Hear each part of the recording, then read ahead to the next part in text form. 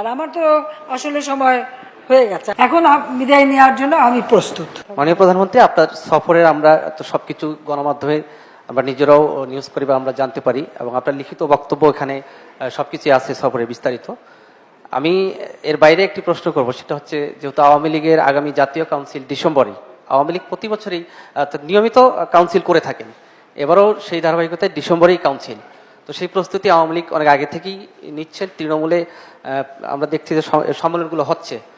তো আপনি প্রতি সম্মেলনের আগেই আপনি কিন্তু অবসরে যেতে চান, আওয়ামী লীগ কিন্তু আপনাকে যেতে দেয় না, যেতে দিবেও না।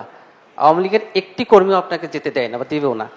তো এরপর মানে আমরা বিশেষ করে যে আপনি আগামী কাউন্সিলর সেটাই বলবেন যে আপনি অবসর নিতে চান, আপনি থাকবেন, এটা আমরা জানি এবং আমরা বিশ্বাস করি আপনাকে যেতে দেবে না।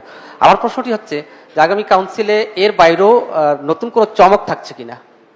জি, নতুন কোনো চমক থাকছে কিনা? চমক মানে নতুন চমক কিসের?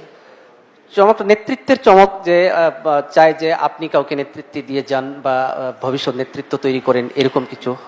আওয়ামী লীগের একটি কাউন্সিলর যদি বলে যে আমাকে চায় না, আমি কোনোদিনই থাকবো না।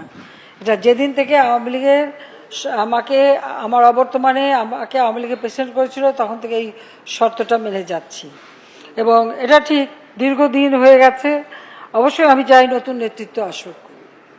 তো নেতৃত্ব কাউন্সিলররা সাধারণত ঠিক করে, নির্বাচিত করে, এবং কাউন্সিলরদের সিদ্ধান্তটাই চরম সিদ্ধান্ত। আর আমার তো আসলে সময় হয়ে গেছে। আমার যেটা লক্ষ্য ছিল, জাতির পিতা বাংলাদেশ স্বাধীন করে একটা যুদ্ধবিধ্বস্ত দেশ গড়ে বাংলাদেশকে আর্থসামাজিক উন্নয়নের ক্ষেত্রে অগ্রগতি করে স্বল্পোন্নত দেশের মর্যাদা অর্জন করে দিয়ে যান। স্বল্পোন্নত দেশের মর্যাদা কিন্তু জাতিসংঘই স্বীকৃতি দিয়েছিল। এরপর এই দেশে কি ঘটেছে?